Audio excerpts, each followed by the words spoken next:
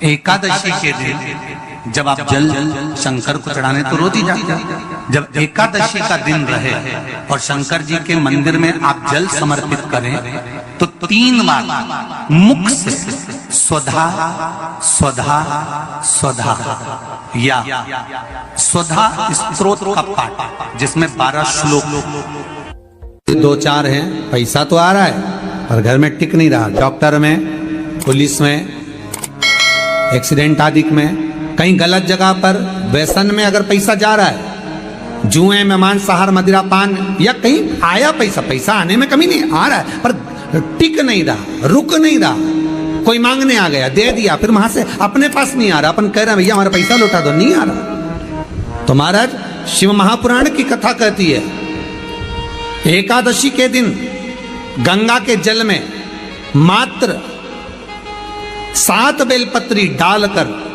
जो नंदीश्वर भगवान अर्थात जो शंकर जी के शिवलिंग के सामने नंदी होता है, उस नंदी के चरण पर गंगा का जल चढ़ाकर बेलपत्री शिव पर समर्पित कर देता है, उसके घर में रुपया रुकना चालू हो जाता है। फिर वो गलत जगह पर नहीं जाता, गलत स्थान पर वो धन जाएगा ही नहीं।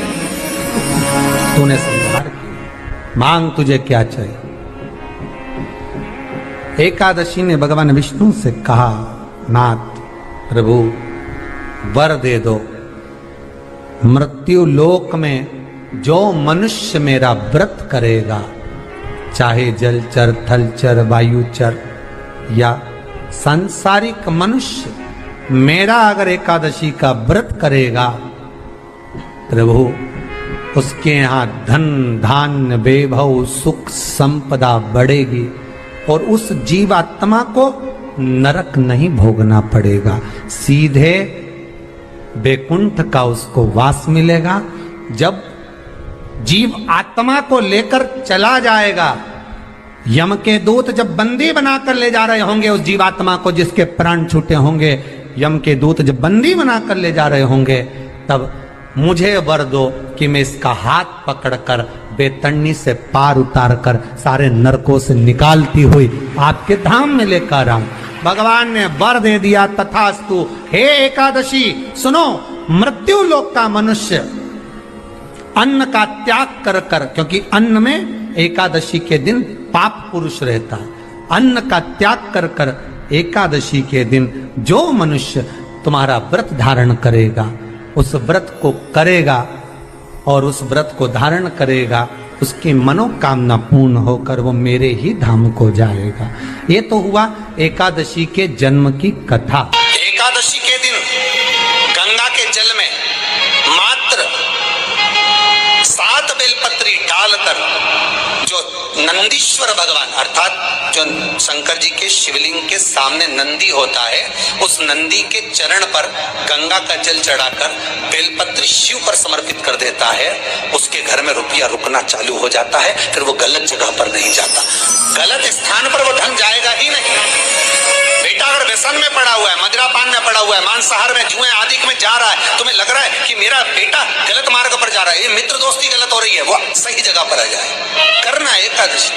कई लोग इसको धन के लिए भी करते हैं, संपदा के लिए। संपदा के लिए अर्थात जिसका व्यापार नहीं चलता, जिसके घर में पैसा नहीं आता, या नौकरी नहीं लग रही, या सर्विस नहीं लग रही, आप अप्लाई कर रहे हो, जगह जगह जाकर इंटरव्यू भी दे रहे हो और पैसा नहीं आता, तो उसके लिए भी प्रयास किया जाता है। पर उसके लिए यहाँ पर जो धन के लिए करते हैं, उसके लिए विष्णुपदी के लिए करते हैं। मतलब जैसे गंगा के जल में तुलसी के 11 पत्ते डाले जाते हैं और उसको किसी भी नारायण के मंदिर में, राम कृष्ण शिव शंकर नहीं, राम कृष्ण भगवान विष्णु दत्त आदि जितने नारायण के मंदिर हैं, उस मंदिर में किसी भी पात्र में, एक छोटे से पात्र में उसको भरकर रखी जाते हैं महाराज। उससे भी जॉब, सर्विस, नौकरी में सफलता प्राप्त हो जाती है। परंतु वो भी एकादशी को ही होता है। कुछ देर तक पात्र को रखा जाता है, फिर वही पात्र का जल किसी भी वृक्ष के नीचे डाल दिया जाता है, उससे भी नौकरी के लिए फायदा मिलता है। गंगा का जल कोई साधारण नहीं।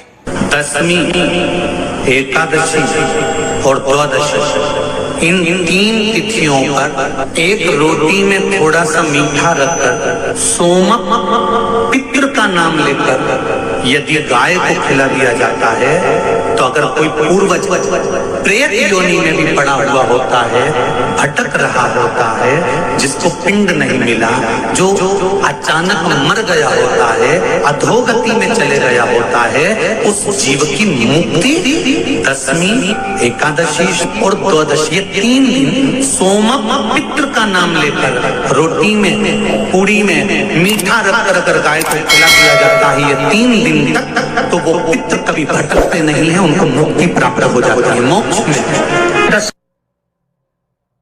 नहीं, एकादशी है कौन? क्यों इसकी इतनी प्रधानता है? क्यों इसकी पुण्यता है?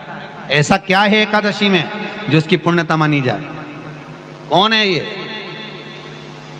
जो भगवान नारायण तक एकादशी का व्रत करते हैं? सुभद्रा जी को भगवान जगन्नाथ ने, जगदीश ने एकादशी का व्रत कराया था। बद्रीनारायण भगवान को माता लक्ष्मी ने एकादशी का व्रत कराया था। क्यों?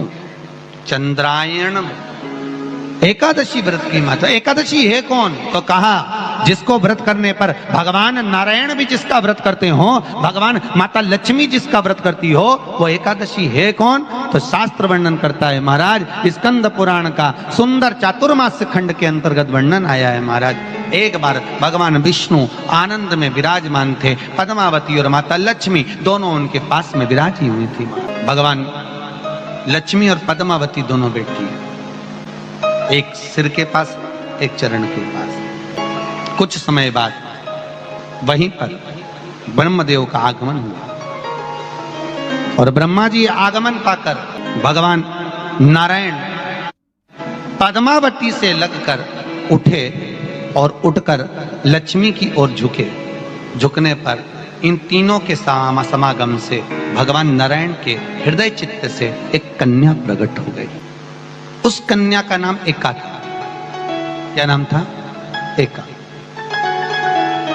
अब 10 उसके गुण इतने प्रबल थे, वो 10 गुण उसके बड़े प्रबल थे कि वो एका जिसको निहारती थी उसको संपदावान बना देती थी, जिसको देख लेती थी उसके जीवन में वो आनंद की अनुभूतियां करा देती थी। एका जिस मार्ग से जाती थी उस मार्ग के द्वार खोल देती थी। एका का पुण्य इतना पुण्य प्रखर। पद्मावती और लक्ष्मी ने कहा महाराज ये बेटी आपके द्वारा निर्मित हुई है, इसका कन्यादान करना चाहिए। हमारे यहाँ हिंदू धर्म में रीति है, जिस दिन कन्यादान करा जाता है उस दिन व्रत रखा जाता है। अब आजकल रखते कि नहीं रखते हो मालूम नहीं, और कन्यादान करते समय व्रत रखा जाता है। व्रत रख श्री शिवाय नमः। एकादशी के दिन कभी कभी तुम बद्रीनाथ चले जाओ, एकादशी के दिन तुम द्वारका चले जाओ, एकादशी के दिन तुम तिरुपति चले जाओ, एकादशी के दिन तुम जगन्नाथ चले जाओ, एकादशी के दिन तुम्हारी मर्जी पड़े भगवान के किसी धाम में चले जाओ और भगवान को भोग लगाओ और उनकी थाली को झांक कर देखना, उसमें चावल जरूर मिलेगा। उसमें ऐसा नहीं है कि चावल नहीं मिलेगा। बद्री नारायण में भगवान को चावल का भोग लगा हुआ मिलेगा, द्वारका में चावल का भोग लगा हुआ मिलेगा, आपको जगन्नाथ में चावल का भोग लगा हुआ मिलेगा, तिरुपति में मिलेगा, द्वारकाधीश में मिलेगा, नाथद्वारा में मिलेगा, सांवरिया सेठ में मिलेगा, काकरोली जी में मिलेगा। आप जहां जाओगे वहां पर एकादशी के दिन भगवान को चावल आएगा, क्योंकि भगवान के लिए परहेज नहीं है। जो काम में डूबा हुआ है, जो आसक्ति में डूबा हुआ है, जो लोभ में डूबा हुआ है, जो वासनाओं में डूबा हुआ है, जो तृष्णा में डूबा हुआ है, और जो माता के गर्भ से जन्म लिया, एकादशी के दिन चावल उसको नहीं खाना। एकादशी और द्वादशी के दिन हमारे हिंदू धर्म, हमारा शास्त्र कहता है, हमारे शास्त्र, हमारे वेद डॉक्टर वर्णन करते हैं कि पीपल के पत्ते को अगर एकादशी और द्वादशी के दिन एक तांबे के पात्र में गला कर रख दिया जाए और उस पानी का आचमन 3 बार करा जाए तो जिसकी नाड़ियां चोक भी हो जाती है, डॉक्टर बोले इसका बाईपास करना पड़ेगा, उसको केवल 3 आचमन पानी एकादशी और द्वादशी को पीपल के पत्ते का कराया जाए तो अंदर की नाड़ियां भी खुल जाती हैं।